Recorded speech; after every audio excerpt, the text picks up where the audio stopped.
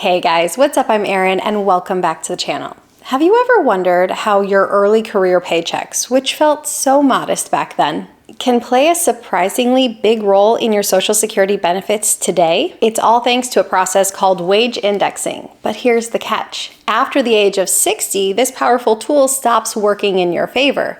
So knowing how Social Security calculates these benefits could be the difference between maximizing the benefit you're entitled to and missing out on some of the income you've worked so hard for. And all of this can help us answer the question of, how much am I going to get?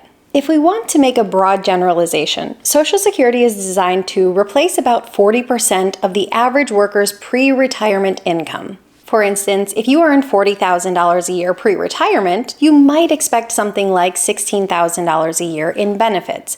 Lower income earners often see a higher income replacement ratio, and higher income earners often see a lower income replacement ratio.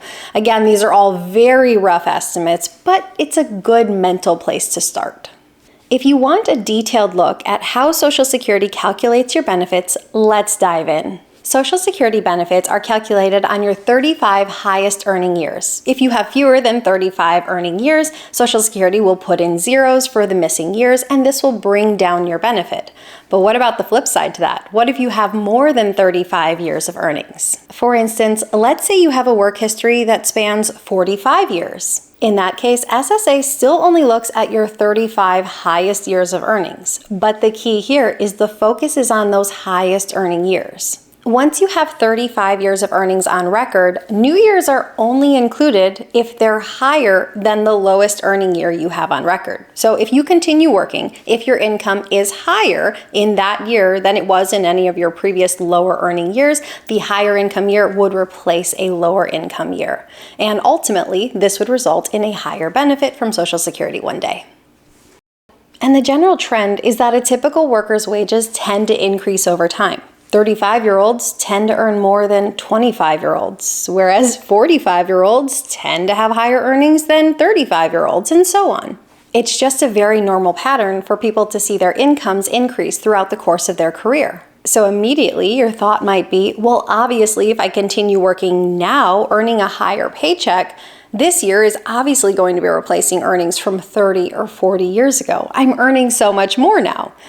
But that's where we have to say, maybe, but maybe not, because it comes down to wage indexing. You, me, and the Social Security Administration know that $20,000 from 1980 is not the same as $20,000 today. Inflation erodes the value of the dollar over time, increasing the cost of living and increasing wages. To adjust for inflation, the SSA applies an indexing factor to all wages earned up until the year you turn 60. This factor converts your nominal or actual wages into indexed earnings, which are then used to calculate your benefits. Now, if we want to discuss the technicalities of this, SSA actually uses monthly indexing factors that are tied to your birth year, but we're going to use annual indexing factors because they provide a close enough estimate of how this indexing works. If you are interested in looking into these indexing factors more deeply, I will link where to get the table at ssa.gov, and this is an incredibly helpful website. I know I've said this before, but if you haven't done so yet, make sure to go set up an account with ssa.gov. It's a great way to track your earnings over time, catch any errors if there happen to be any, and estimate what your future benefits might be. Just a quick overview of the table we're looking at. I threw in the year 2025 as the year someone became eligible for Social Security benefits. So that would mean they would be 62 in 2025. So in this situation, SSA.gov will give indexing factors starting in the year 1964, at which point this individual would have been 1 year old. So you'll be giving indexing factors for your entire life, even prior to when most of us started working. The further back you go, the higher the indexing factor. In this situation, it starts around 14.5. And the further you move through time, the smaller that number becomes, which makes sense. Those wages earned further back need a greater adjustment to get to today's dollars. The other thing I want to call attention to is once you get to the year 2023, the indexing factor is 1. Being that I said that the person was 62 in 2025, that means they were 60 in 2023. After the age of 60, your wages are no longer indexed for inflation. Okay, so with a good glance at indexing factors, let's do two examples. And these two examples actually come directly from Social Security Administration itself. So I'll link them down below if you're interested in seeing them in simple table format. In both of these cases, the workers worked for 40 years, and let's see how their wages end up being indexed. So for this first one, let's call our worker Alan and say he was born in 1963 and started working in 1985 at the age of 22. Alan is going to be our modest wage earner. In 1985, he made $15,729. The indexing factor is 3.9603. So by multiplying these two numbers together, we get $62,291. Something worth pointing out here is that Social Security rounds down to the nearest dollar. Here are the next couple of years, just to keep in mind that each year will have its own indexing factor, and it's generally a bit more modest than the prior years. Now let's zoom out and look at this individual's earnings throughout his entire 40-year career. Once all of his wages have been indexed, Social Security will drop the 5 lowest earning years, and in Alan's case, those are his first 5 years of work. It is his final 35 years of work that end up being his highest earning years. Next, Social Security will total up all of those years of earnings, divide by 420, which is 35 years times 12 months. That's how we get this 420 number. So in this case, Alan's average indexed monthly earnings is $5,556. Now, a worker's average indexed monthly earnings, or AIME, is not the benefit amount they receive from Social Security. It is simply their lifetime earnings averaged out on a monthly basis over the course of their entire career.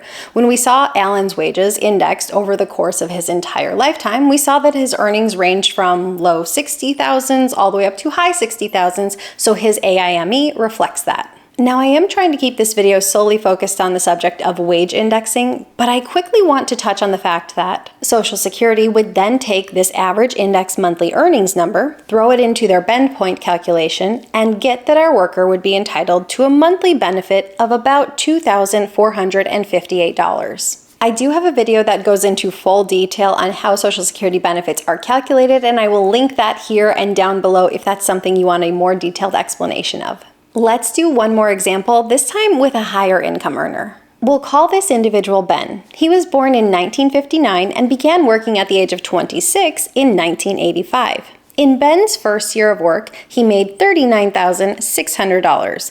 His indexing factor is 3.2159. Multiply these two numbers and you get $127,351.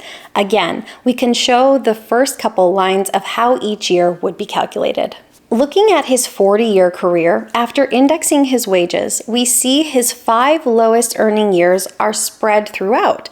I think this highlights an important fact that your lowest earning years are not always your initial years once the indexing factor has been applied. When Social Security totals up his 35 highest earning years and then again divides by 420, Ben has an average index monthly earnings of $11,351.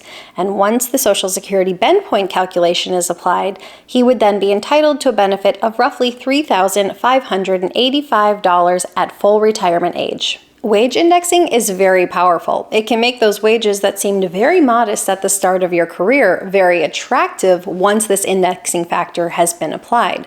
But remember, wage indexing stops after the age of 60. And this is very important to keep in mind, especially for workers who continue working past the age of 60. Maybe they continue working till 70. In this case, those additional 10 years of earnings would not be indexed for inflation. They would simply be taken at face value. So this could also mean that your earnings after the age of 60 are less impactful when it comes to your average index monthly earnings. They carry less weight, though earnings prior to the age of 60 may have more of an impact on increasing your AIME.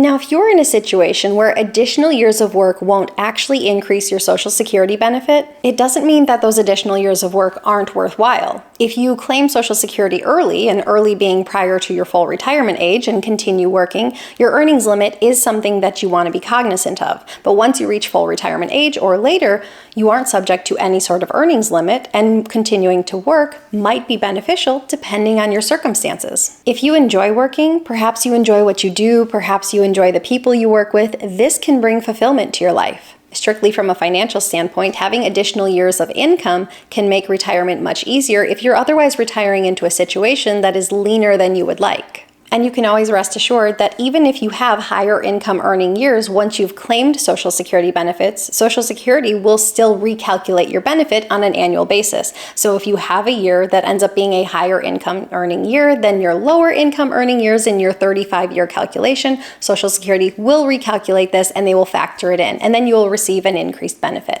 Wage indexing highlights how early earnings shape your Social Security benefits and underscore the importance of planning for retirement. Whether you're weighing the decision to work past 60 or just trying to understand how Social Security benefits are calculated, all of these decisions matter. And remember that Social Security is just one piece of the retirement puzzle. And understanding how to use these tools and taking advantage of sites like SSA.gov can help you make better decisions for your future and set you up for a good financial future. What are your thoughts on wage indexing? Leave them in a comment down below. I post new videos every single week. If you got anything at all out of this one, please give it a like. If you're new here, please consider subscribing, or if you know of someone who might get something out of this type of content, please consider sharing. I'll see you soon.